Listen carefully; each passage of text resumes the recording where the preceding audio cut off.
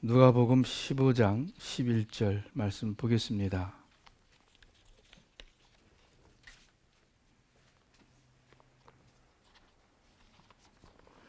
누가복음 15장 11절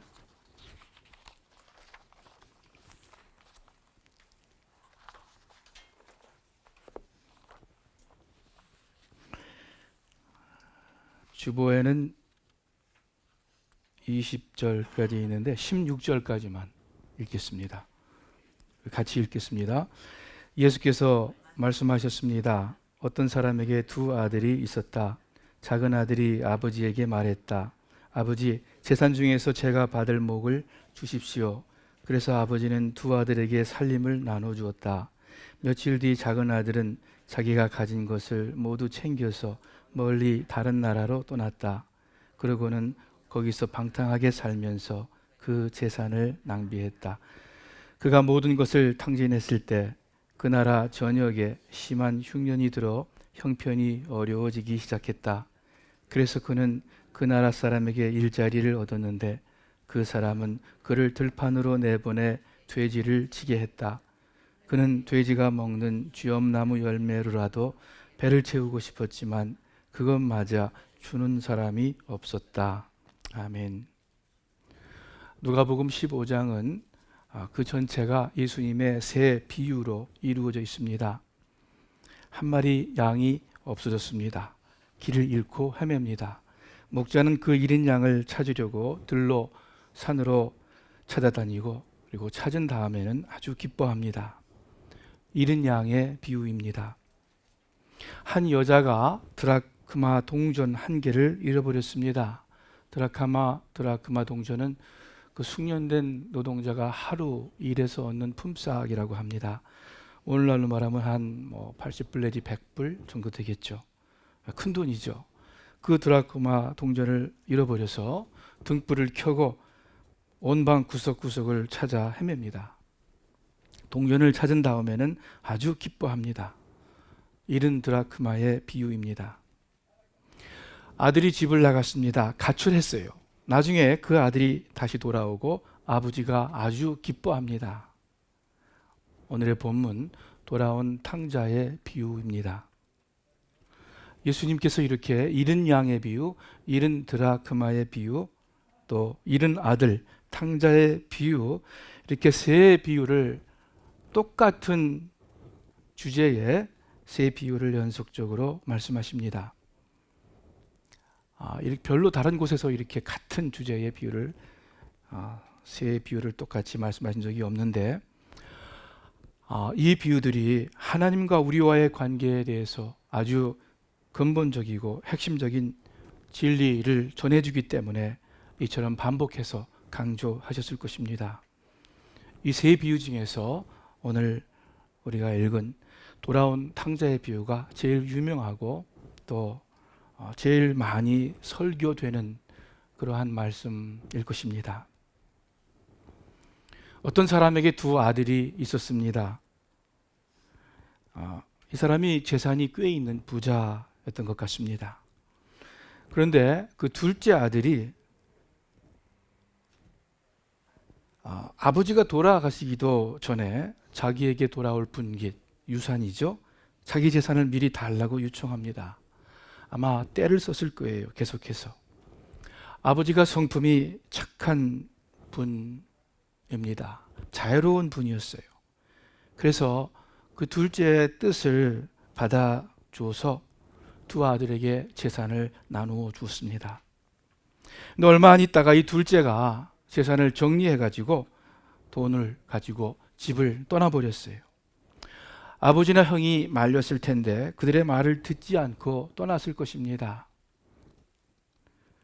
아마 야밤도주하듯 그냥 아버지와 형의 눈을 떠나서 도망했을지도 모릅니다. 아무튼 둘째 아들은 아버지의 집을 떠나서 먼 나라로 갔습니다. 돈이 많이 있으니까 신이 났을 거예요.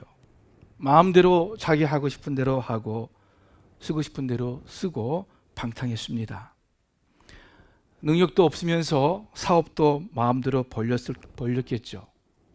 결국 나중에는 재산을 다 낭비하고 빈 털터리가 되었습니다.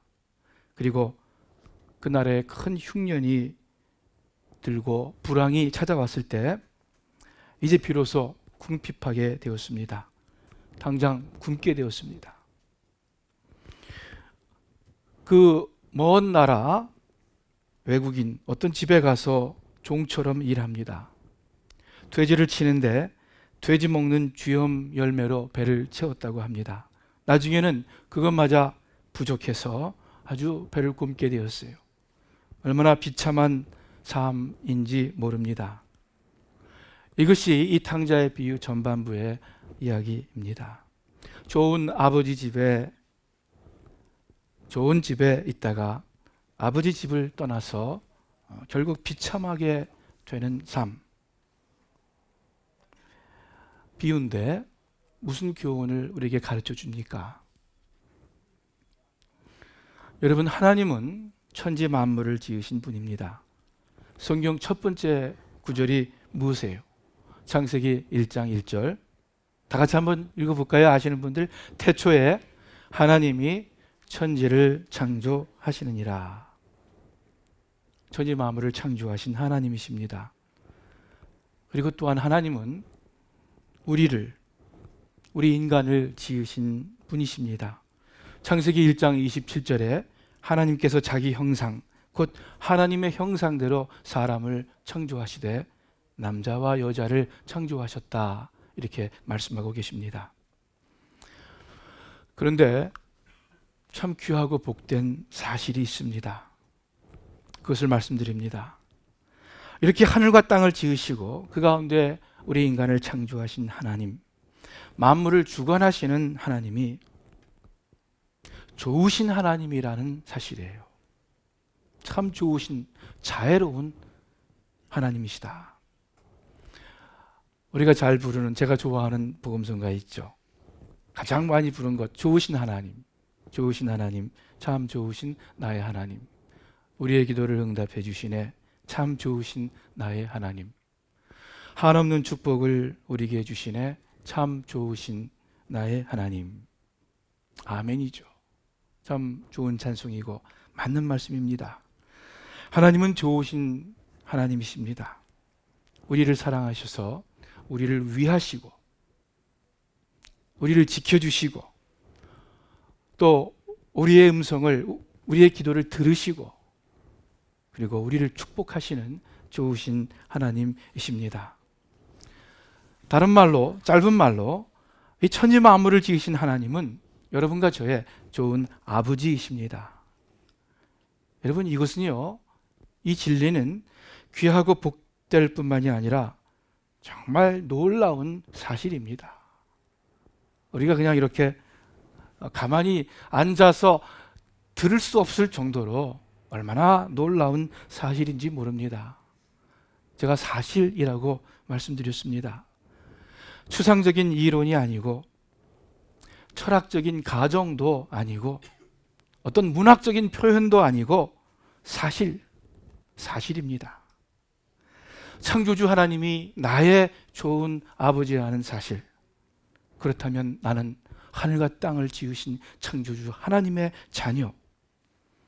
여러분, 이 얼마나 놀랍고 영광된, 그래서 솔직히 믿기지 않는 일입니까?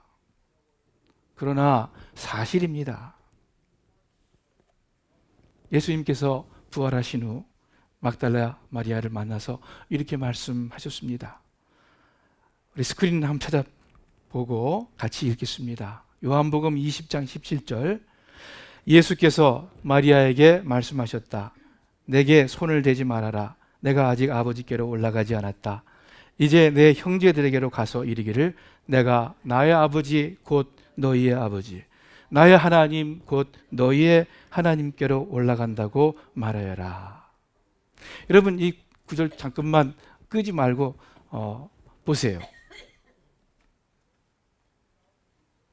예수님께서는 하나님을 늘 아버지라고 부르셨습니다. 그리고 여러분과 저도 하나님을 아버지라 부를 수 있도록 그 길을 열어주셨습니다. 그런데 참 놀라운 사실은 하나님께서 나의 아버지인 것처럼 그렇게 그 정도로 또한 우리의 아버지가 되심을 우리 주님께서 가르쳐 주셨습니다. 이 말씀이 그 말씀이에요. 나의 아버지 곧 너희의 아버지, 나의 하나님 곧 너의 하나님. 여러분 이 말씀을 믿으십니까? 그렇다면 이거 얼마나 놀라운 사실인지 몰라요. 어느 날 내가 갑자기 알았어요. 드라마에 나오는 것처럼 내가 우리 부모의 실제 친아들이 아니고 양자다. 그리고 나의 실제 아버지는 한국의 유명한 재벌이다. 이러면은 이런 얘기 많이 있죠. 한국의 큰 부자 재벌이 나의 아버지라는 사실을 어느 날 알았어요. DNA 유전자 검사를 통해서. 그러면 여러분 기분이 어떻겠어요? 그냥 이렇게 벙벙이 앉아 있으실 거예요? 얼굴빛이 달라지겠죠. 말하는 폼이 달라지겠죠. 삶이 달라지겠죠. 자신감이 생기겠죠. 왠지 마음이 푸근하겠죠. 그런데 돈 많은 재벌이 아니라 천지 만물을 창조하신, 만물을 주관하시는 하나님께서 내 아버지라는 사실, 이것이 얼마나 놀라운 것인지, 얼마나 귀중한 것인지 모릅니다. 여러분 이 구절에서 줄친 부분 보세요. 내 형제들에게로 가서 이르기를. 예수님께서 제자들을 가리켜서 제자들이라고 표현하지 않고 내 형제들이라고 말씀하고 계십니다. 왜요? 같은 아버지, 예수님은 우리의 형님이라고 히브리서에 말씀하고 있어요. 이제 꺼도 됩니다. 하나님이 나의 아버지가 되심을 믿습니까? 이론이 아니라, 그냥 표현이 아니라 여러분 사실임을 믿어요? 믿으시기 바래요. 믿으시기 바래요. 뭐 내 마음에 와 닿고 내 머리에 뭔가 확실하게 정리가 되고 그렇지 않다 하더라도 다 사람마다 달라요. 또 안다 해서 그것이 다 아는 것도 아니고 마음에 와 닿는다고 해서 와 닿는 것도 아니에요. 우리가 방금 예수님의 말씀을 읽지 않았습니까? 내 감정과 내 지식보다도 더 확실한 주님의 말씀이 있잖아요. 나의 아버지 곧 너희의 아버지, 나의 하나님 곧 너희의 하나님. 예수님께서 그렇게 말씀하셨다면 그런 것 아니에요?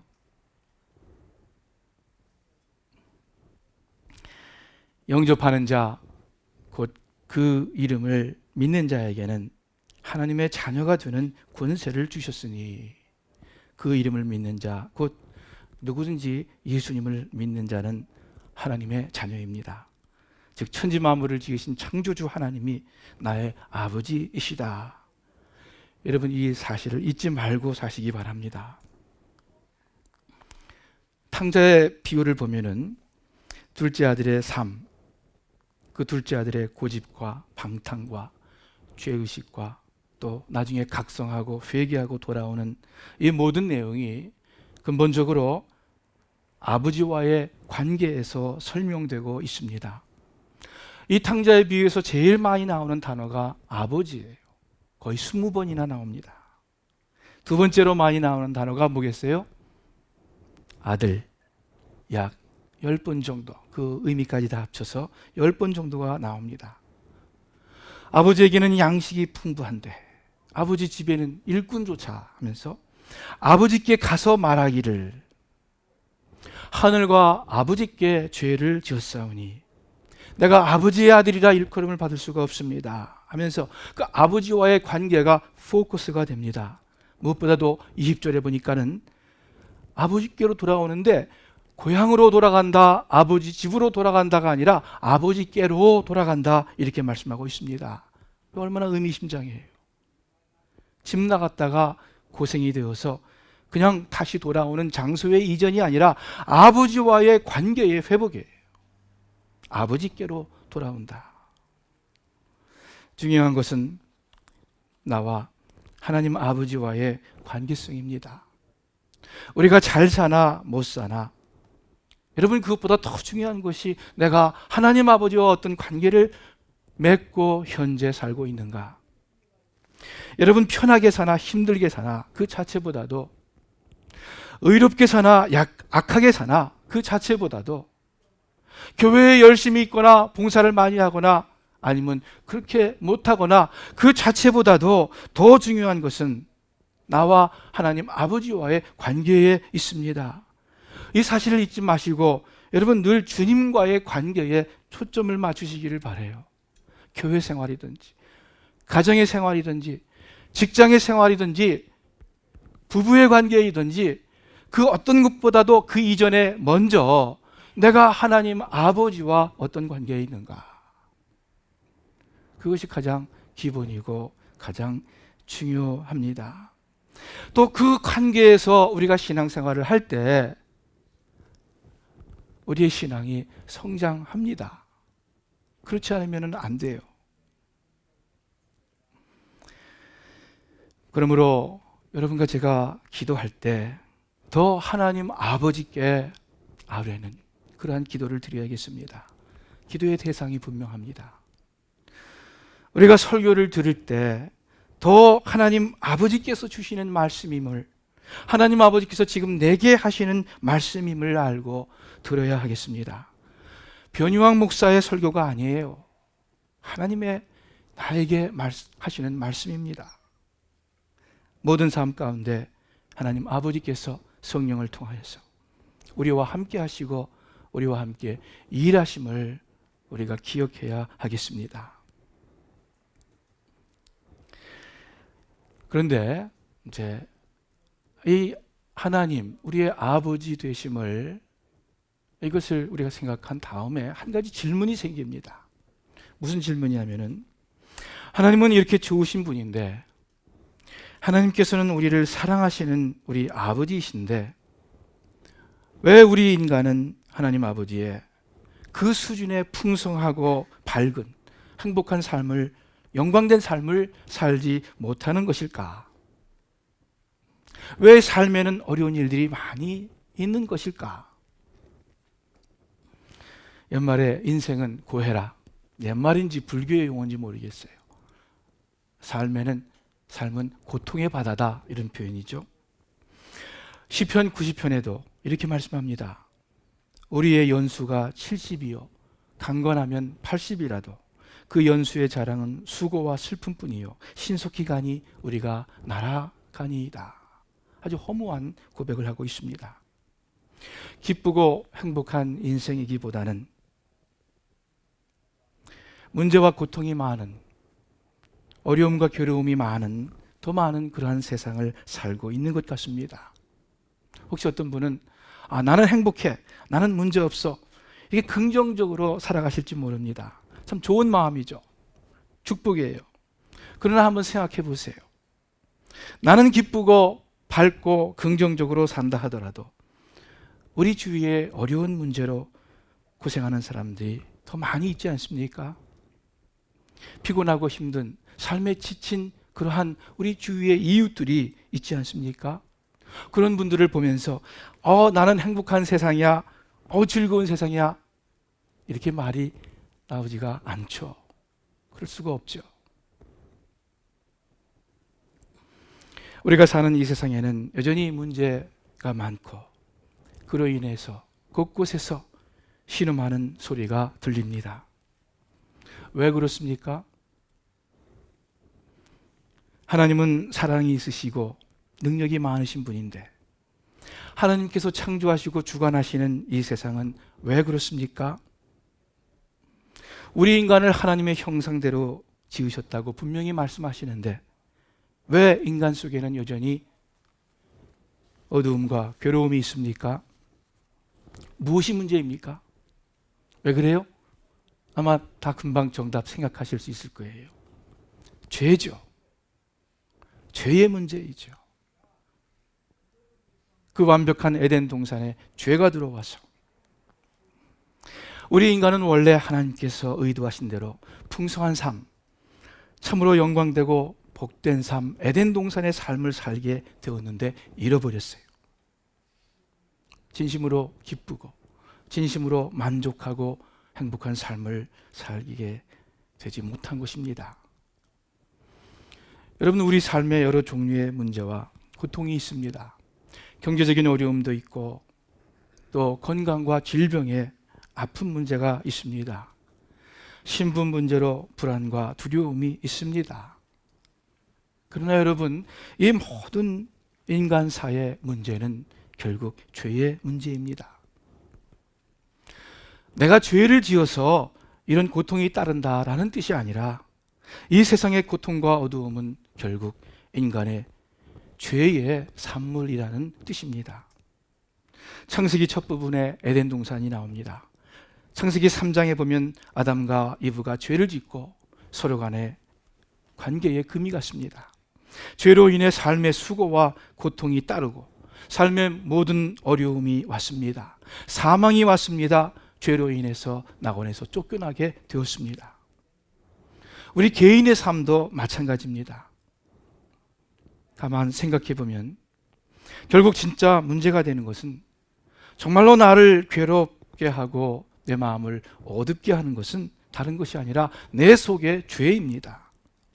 여러분, 환경 때문에 진짜 괴로운 것이 아니에요. 어떤 사람 때문에, 인간이라 그래야죠. 그때는 어떤 인간 때문에 내가 괴로운 것이 아니에요. 어떤 조건 때문에 마음이 불편한 것이 아닙니다. 내 속의 죄가 나를 정말로 힘들게 하는 것입니다. 그것이 육신적인 것을 추구하는 욕심이든 감사치 못하는 불만이든 아니면 사랑하지 못하는, 용서하지 못하는 미움이든 하나님을 믿지 못하는 불신이든 내가 해야 할 것을 하지 않고 있는 게으름이든 불순종이든 또 어리석은 교만이든 그 죄의 문제가 바로 우리 사람의 이 세상의 삶을 어둡고 괴롭게 만듭니다. 예레미야 5장의 말씀을 우리가 함께 읽겠습니다. 그 다음에 시편의 말씀이죠. 다 같이 읽습니다.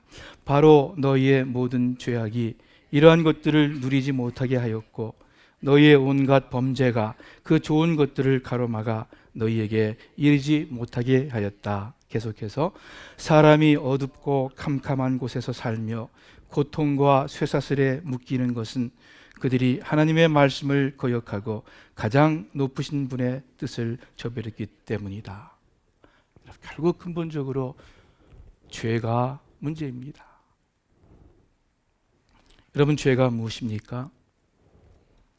죄의 근본은 하나님과 하나님 명령에 대한 거역입니다. 최초에 아담과 하와에게 하나님이 명령하셨습니다. 너희가 모든 것을 다 먹되 동산 중앙에 있는 나무의 과실은 먹지 말아라. 먹으면 죽게 된다. 이 말씀을 하셨어요. 에덴 동산에 선악과를 두신 것은 결국 아담과 하와의 삶에 하나님의 명령, 하나님의 뜻을 두신 것입니다. 하나님의 권위를 알게 하신 것입니다. 즉 인간이 하나님의 말씀 아래, 하나님 권위 아래 살게 하신 것입니다. 또 그것이 우리와 하나님과의 영원한 변치 않는 바른 관계이고 복된 관계입니다. 그런데 최초의 인간이 이 하나님 말씀을, 하나님의 뜻을 따르지 않고 하나님의 권위를 무시하고 불순종했습니다. 먹으면 죽으리라, 먹지 말라 하신 그 금단의 열매를 따먹었습니다. 거역한 거예요. 피조물로서 조물주의 뜻을 어긴 거예요. 하나님과 인간과의 관계에 문제가 생겼습니다. 그래서 에덴 동산에서 추방당했습니다.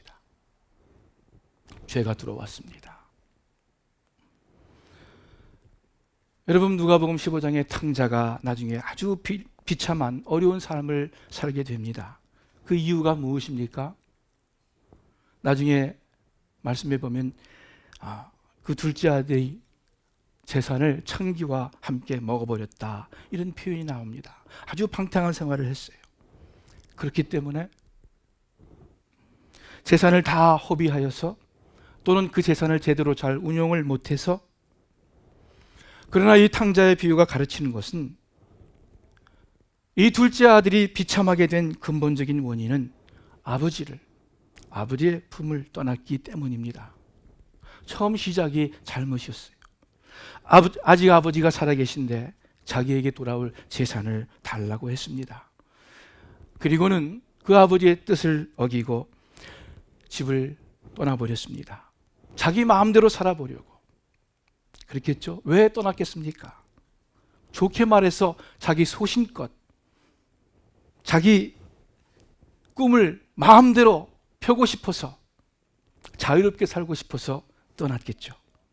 그러나 더 근본적으로 아버지의 권위 아래 있기보다는 내 마음대로 내가 내 삶의 주인이 되어 살고 싶어서, 내가 내 가진 모든 재산 내 마음대로 쓰고 운용하고 싶어서 아버지 집을 떠났어요.